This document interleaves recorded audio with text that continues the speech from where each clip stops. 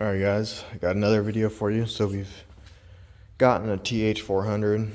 The gentleman that had it before me owned a Harley dealership, bunch of Harley dealerships, and he's got another car down in Florida. Didn't need this anymore, never even used it.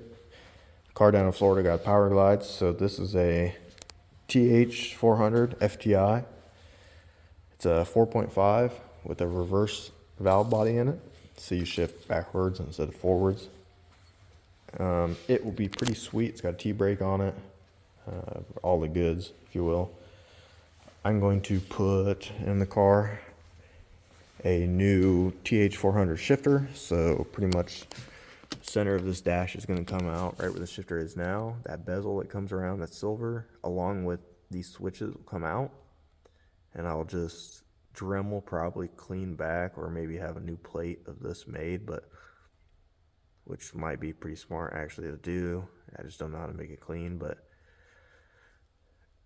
pretty much the shifter will come clean back and it'll come this way, so I'll have to take this out, but the switches can go into the center console. That way the windows and everything can still be used. It'll be an M&M TH400 reverse valve body one, air shifted, so with my new ECU and everything else that I've got, it'll be able to control it, so I can keep it on manual or I can have it auto shift for me, which would be pretty sweet. And then yeah, as far as that goes, I mean, that's really about it for the shifter. It's just a matter of cleaning it up, making it look good. When I go to do the shifter, I'm also going to be doing, so when I put this transmission in, it kind of sucks. So I'll have to do a custom drive shaft. And a lot of people are like, oh, that's no big deal. But you figure once I do a custom drive shaft, right? So you'll have new turbo 400 shifter. And then I still have the stock rear end in this car, which is not the greatest. So I have two options. I can either make a drive shaft and use this stock rear end. TH400's got to go in, drive shaft's got to be made. So I've got to have a drive shaft for this rear end, and then the ZL1 cradle that I bought, it is larger and it pushes out, I think, towards the trans. So I would have to have the drive shaft shortened. So I don't know exactly what I want to do. Yeah, we'll see how it goes. But when you go to shorten it too, this is another one. Sorry I keep coming in and out of the video. You'll see me cutting it up. People keep calling me and work things keep happening, and then my mom, blah, blah, blah. But yeah, so I can either pay, it'll probably be $800 to have a drive shaft made, and I'm going to do aluminum, no carbon fiber, because I drive it on the street too, and there's so many rocks around here. I know without a doubt that a rock will come up, hit that drive shaft, make it weaker, and continually just get smoked by rocks. And I don't want to do steel, because steel, it holds together and ends up totaling the car because it fucking takes everything out. So aluminum, it just kind of shatters, So I'll do an aluminum on it, but I think when I do it, I'm gonna have to do, like I said, transmission, shifter, and then turn around, take this cradle out, send that cradle off for sandblasting, powder coating, whole 9 yards. Here comes another train, but put new suspension that I have on this rear end, AFCO shocks, BMR stuff, back onto that one, put some Hendrick solid bushings, solid cradle bushings in, so those bushings will come out, all that good stuff, swap fluids, fill the trans up with fluid, and then that will be good. I also have this new pump. Once again, the same people I bought the R5 from screwed up. This was supposed to be a variable speed pump. So pretty much, the wire that is 5 volt, it's like 1 volt would be your lowest pump on the pump, lowest speed. And then, but normally, that train was pretty quick. Normally this is supposed to have, in this plugged, as you can see, it's supposed to have 3 wires. It'd be red, black, yellow. The 5 volt will do like 1 volt. And this is a 5 gallon per minute pump.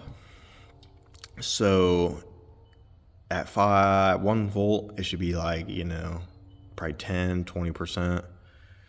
And then at, say, 5 volt, it'd be 100%. 4 volt, I don't know, maybe 80%, and then down the line, I don't know how they divvy it up.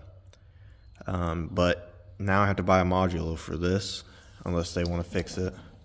Buy a module and put that on, so it'll be a little bit of pain, but between the transmission going in, the cradle, the shifter, and then the pump, I'll have to spend winter and do it. I mean, it's going to be kind of a pain. And the new ECU, the fuel cell is going to go in to where the tub is, the spare tub. I'm going to have somebody weld in basically a little square cage, if you will, to hold the fuel cell. And then I'm going to have to run new lines, do vents, everything else that you would need for a fuel cell.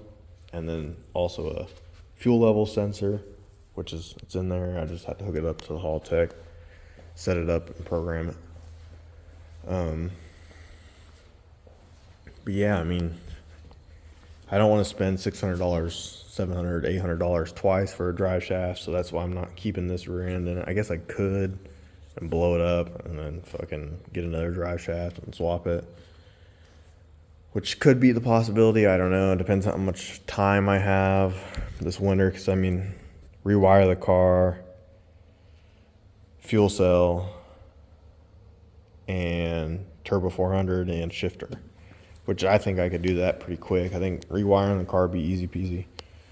I think the transmission should be pretty quick, pretty easy. I just want to make it look clean. I don't want to rush anything. So I want it to all be pretty OE looking, if you will. We'll see how it goes. But yeah, I mean, came with a blanket. I paid $2,000 for this trans. Came with a blanket, and as you can see, it's never been mounted ever. The only scratches it has is like these, and that's where the bolts are holding for the blanket. But we're gonna try and turn some numbers up. Eventually gonna swap out this intake and maybe go to a plasma man. This one's clean, don't get me wrong, and I like the powder on it, but the powder on these struts gotta go. The powder don't have to go off this. I like this one a lot, but struts are gonna get swapped. And then I think I'm gonna go with the 16 injector plasma man. That way I can raise the boost levels a little bit higher, and because I ran out of fuel on the tune that I have now, so I can make more power if I have more fuel. It's just a matter of getting the more fuel. So with that pump, that's plenty. It'll do enough. I won't ever have a single issue, and if I do, then I don't know. I basically have taken it too far if I have issues with that. So we'll do the 16 injector plasma man. Swap all the wiring. Take the ECU out, the OEM one, put in the new one, rewire the ECU. It'll take one American wire size wire all the way to the rear. And then for ground and power, fuse everything, or not fuse everything, but I'm going to put a fuse. You don't have to put a fuse. They say not to. I'm going to put a fuse in there just because I like safety.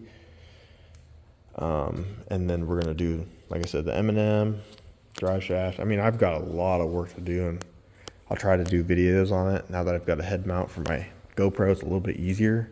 However, my GoPro hates these LEDs, and I can't figure it out. I've messed with the settings, so I just can't figure it out. But we'll get there eventually. All right, guys, appreciate you. Thanks for tuning in. Make sure you like, comment, subscribe. Stay tuned. We got a bunch of stuff coming for the G8. It's going to be fucking sick. Later.